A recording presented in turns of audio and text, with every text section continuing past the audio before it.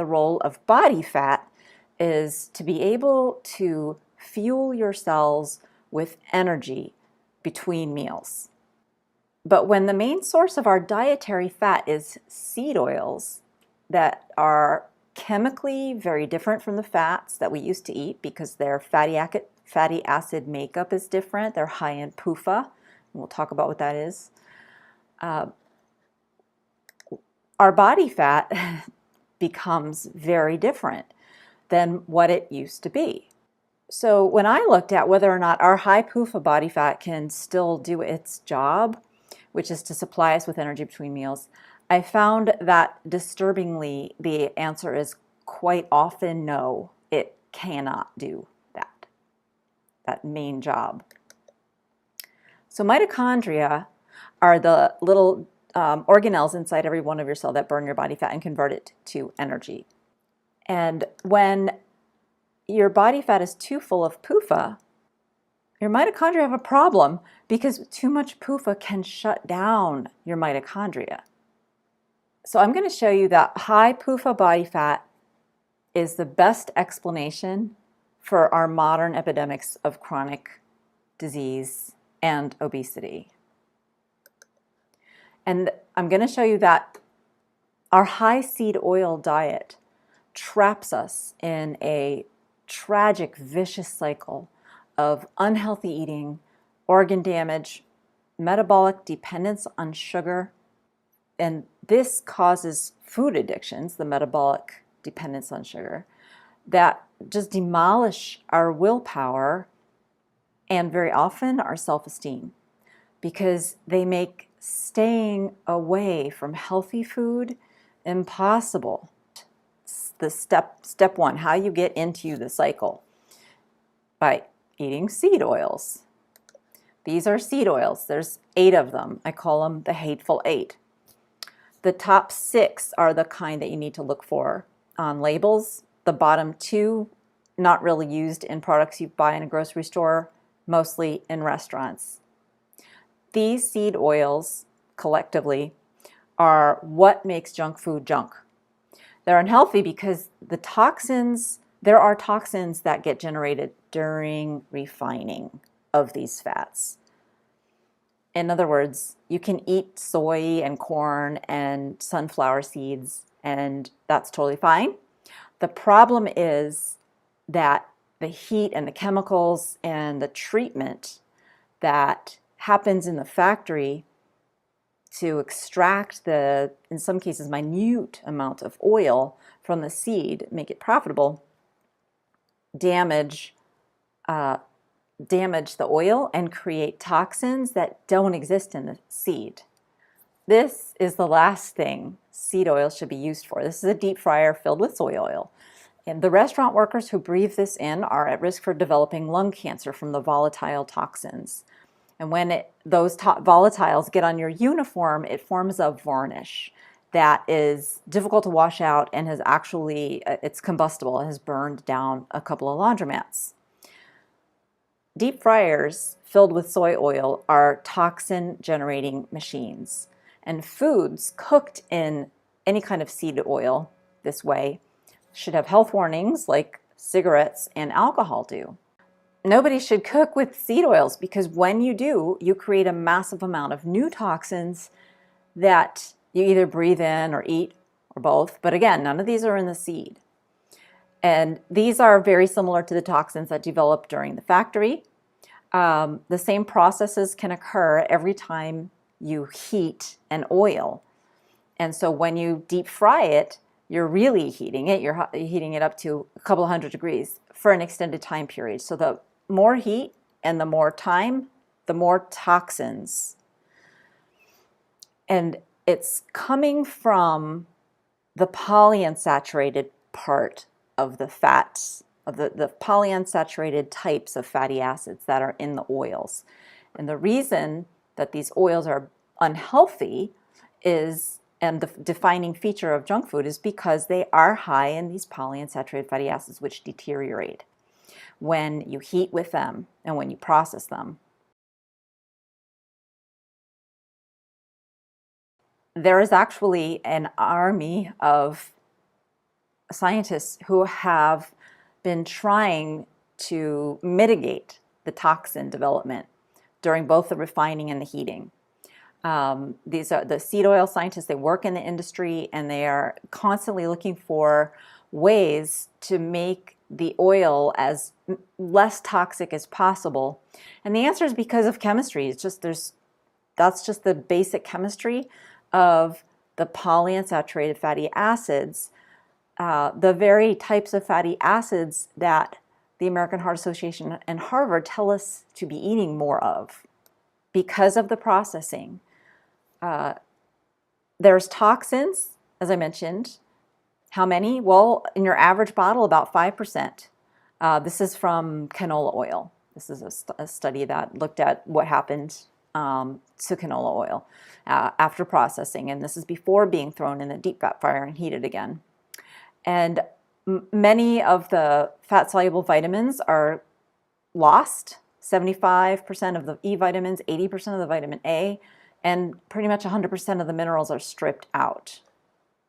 Dr. Kate, because I only cook with olive oil at home, and I have to tell them that it's not just what you're cooking with. Because these days, manufacturers, we eat a lot of foods that someone else made for us. And these days, while we have lots of other labels, but we do not have one for toxin-free, seed oil-free. But you can be buying foods that you think are healthy, and unless you read the fine print on every label, you won't have a clue that they're loaded with seed oils. And same deal when you go out to eat at pretty much any kind of a chain restaurant, sit-down restaurant, whether it's fast food or not, 99% of the time it's a seed oil. They're not going to be cooking with olive oil, and increasingly they're using butter oil instead of actual butter, which may have zero butter in it or may have a blend with a small portion of butter.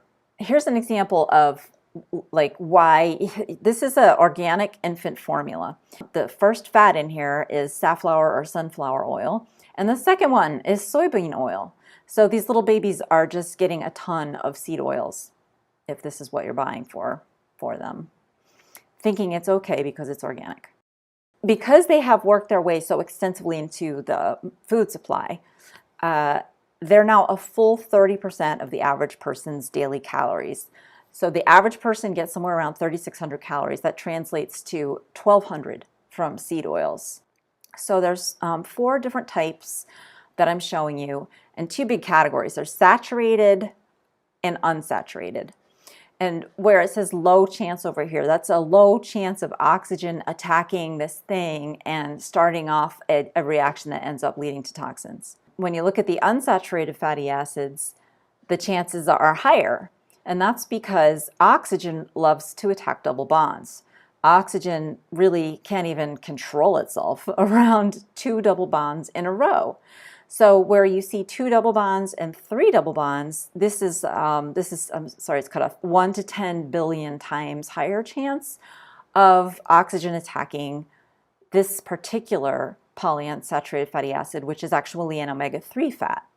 So omega-6 and omega-3 are both problems because of the oxidation.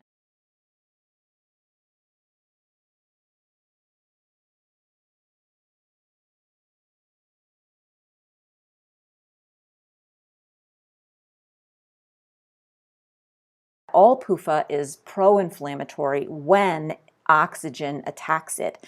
And in the amount that we consume now, we can't control that oxygen attack. And that's a whole different level of problem.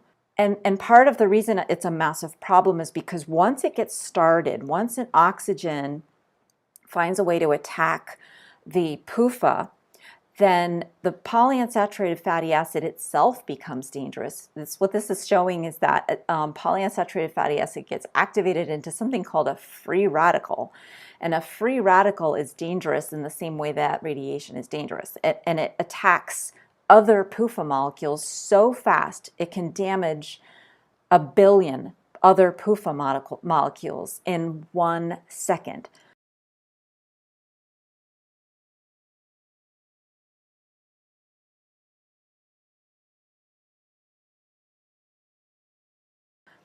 So it's an extremely destructive kind of a chain reaction that generates all kinds of cellular disorganization and damage. It can polymerize your cell membranes. It can completely disrupt anything in its path. And the only way it will stop is if antioxidants in your body manage to trap this instead. So you have to have boatloads of antioxidants in your body for this to end before you've destroyed billions and billions of your polyunsaturated fatty acids and generated a gazillion, literally, that's the number, to new toxins that weren't there. The toxins come from the fatty acids breaking down and reacting with oxygen. They form, it's not spontaneously, but they react with oxygen and then they develop into toxins. So a functioning part of your cell, a totally healthy normal membrane that contains polyunsaturated fatty acid, can be a cell membrane or it can be a lipoprotein like LDL cholesterol. If it contains too much polyunsaturated fatty acid and oxygen attacks it, you can get this damaging reaction happening. You can get massive amounts of toxin forming and you get polymerization that just destroys everything that the cell is trying to do in that local area. So mitochondria, your mitochondria produce energy, right? So we're talking about, I'm talking about PUFA in the body fat. So I'm talking about PUFA as a fuel, and it's a fuel for your mitochondria. So your mitochondria have to manipulate that PUFA. Basically, they burn it, and they react it with oxygen in order to burn it. They can use different fuels, not just body fat. They can use sugar too. But it is oxygen, and it's not that they use, right? So I just showed you that oxygen and PUFA are a bad combination, especially when you get activated oxygen. And guess what mitochondria use to break down chemical bonds and generate energy like this for your cell? So fuels come in to a mitochondria and they use activated oxygen to generate ATP, which is a form of cell energy. It's like you've turned that mitochondria into a toxin generating machine, because the same kinds of reactions that can occur in a deep fryer will occur in the mitochondria. The same chemistry applies, and you'll have the same laundry list of many multitudes of toxins forming because of your mitochondria trying to burn polyunsaturated fatty acids. And the word that we use for the kind of hurt is inflammation. It causes inflammation. Inflammation makes your cells sick. And if you've heard of pretty much any kind of disease that is a chronic disease, you will hear the word inflammation. There's a lot of inflammatory diseases out there. The number one source of inflammation in our food supply is the polyunsaturated fatty acids. It's responsible for the vast majority of inflammatory related health problems. You feel it where it comes into your body, which is your digestive system.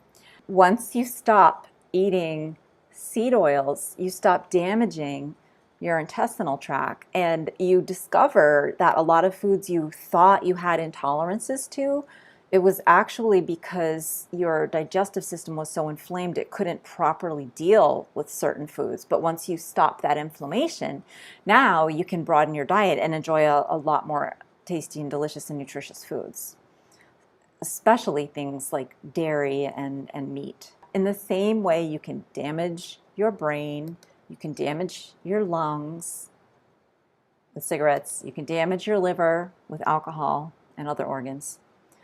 You can also damage your body fat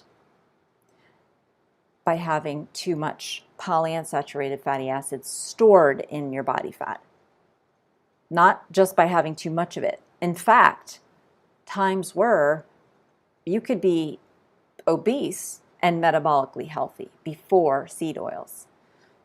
And when I was a medical student and early in my career, they were still debating whether or not obesity was even a risk factor for mortality.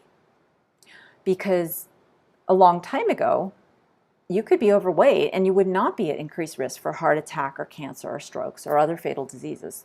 But now you are. Now we've made obesity a deadly disease by causing body fat failure, and you damage your body fat by eating seed oils.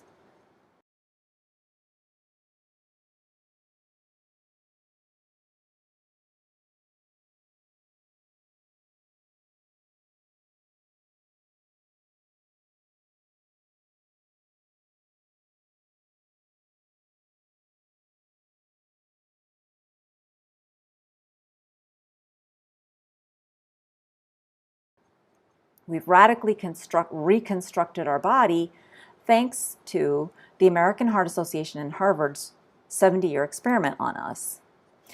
They got us convinced that we should avoid saturated fatty acids, and we've been eating more polyunsaturated fatty acids, and it has redesigned our body, but in a horrible way, not in a good way.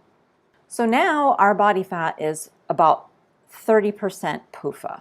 Our body fat is an organ of energy storage, and so when we overeat a fatty acid like PUFA, polyunsaturated fatty acids, that's where they're going to go, right? We'll store anything in excess, but we can't, if we can manipulate certain things to be safe to store. For example, sugar. Like, we don't store sugar in little crystals in our body fat. We actually convert chemically sugar molecules into fatty acid molecules, but we can't change the PUFA. Polyunsaturated fatty acids are a part of a healthy diet. We do need some. We need to have the omega-3 and the omega-6, but not for energy or fuel, for building blocks. We especially need both omega-3 and omega-6 for our nervous system. Of those two types of PUFAs, the vast majority of fats in our brain are those two types of PUFAs, 50%. Half, not the majority. So back in the day, though, we used to get enough from our foods, from natural foods, to get all the building blocks. And how much do we get? Well, 5% was probably enough. What I've done is I've looked at like the historical record and of adipose biopsies and how much, what kind of foods people used to eat. And that's where I came up with these numbers. And if you want a reference for this, it's on my website. It's a PUFA project. We do have a way of protecting polyunsaturated fatty acids from being attacked by oxygen. We actually have antioxidant enzyme systems. It's not like the kind of antioxidants that you buy, like when you hear about blueberries are high in antioxidants. That really has nothing to do with how we protect the PUFA in our bodies once it gets in our bodies. It has a lot to do with when we cook with it and in our digestive systems. They don't function once they get in our body because we have enzymes for that. And the enzymes are super powerful. Once oxygen has activated a PUFA and turned it into a free radical and a cascade is happening, our antioxidants have a way of slipping in there, our systems have a way of slipping in there and protecting the PUFA so that it can actually bring an end to those damaging cascades before they do very much damage. But we have to have because it's so quick, the PUFA cascades are so fast, we have to have a massive amount of these things. And we can actually overwhelm our systems when we have an overwhelming amount of PUFA in our diet. And in fact, if we're constantly asking our bodies, our antioxidant enzyme systems, to basically sacrifice themselves to protect the PUFA, we can run out of antioxidants. And that's when we really, really get into trouble. And this is why, it can take a couple of years or decades before the toxicity of PUFA fully manifests. Once our enzyme systems are depleted like this and they can't protect then the PUFA, then we just get toxins starting to form. I'm not going to say spontaneously, but it's kind of spontaneous because there's always oxygen in our tissue, and when it happens to get activated enough, it will generate a toxin, and we just can't stop it. We lack the antioxidant capacity to stop it. And this is really bad. Once you get here, you are prone for you're just a setup for all kinds of inflammatory problems. I'm saying this is how we get disease. this development of toxin from our own tissues, from our own cell membranes. If this happens in a nerve cell, it can kill the nerve cell or cause dysfunction to the nerve cell. You get this happening enough, you get neurological disease. You can get Alzheimer's, you can get Parkinson's. Any kind of degenerative neurologic disease can form because of PUFA overload happening in the central nervous system. The same kind of process can affect your lipoproteins, the cholesterol-carrying particles in your blood. So if you don't have enough antioxidants to protect the fat as it travels through your bloodstream, then the LDL particles become little toxin delivery vehicles, and you get arteriosclerosis, and you can get heart attacks and strokes. It won't explain why some people get, why Alzheimer's runs in some people's families and why, say, lupus or Parkinson runs in other people's families. That's genetic, and that has to do with what tissues your body is less able to, or just has more PUFA exposure or is less able to protect. The PUFA with, has less enzyme systems in those tissues. And when they, so when they start the test and you give it monounsaturated fatty acid, the kind that's in olive oil and the kind that actually our body prefers to store, it actually goes above baseline. Saturated stays right around baseline. On a healthy diet, we have tons of monounsaturated fat in our body fat. But they also tested the two most common types of polyunsaturated fatty acids in our diet, an omega-6 and an omega-3. And as you can see, after just a short amount of time here, during which the antioxidants are getting depleted, right? So I said that our cells have the capacity to prevent oxidation. We have antioxidant enzyme systems, but you can overwhelm those systems. And so when you give pure omega-6 and omega-3, you start to overwhelm those systems in a matter of minutes, and then energy production starts to drop off dramatically. And as you can see, the omega-3 is even a worse fuel for our cells than omega-6. And that's exactly what you would predict from the chemistry, because the omega-3 has, from that slide I showed you earlier, has a larger zone of oxygen attack. And it indeed is a more rapid reaction and a more rapid deterioration into toxins, and more problematic when you force your mitochondria to burn PUFA. It's worse if you force your mitochondria to burn omega-3. And that's, I think, a very important, it's important to highlight right now that they've done a lot of studies on, are there health benefits from adding omega-3 supplementation into your diet? And the answer has been a resounding not always. And that's because it has to do with the fact that you are maybe giving it to somebody who's already reached the PUFA overload threshold, their antioxidants have been depleted and they can't handle anymore. Or you may be giving it to somebody who has a deficiency and you're correcting it and you make everything work better.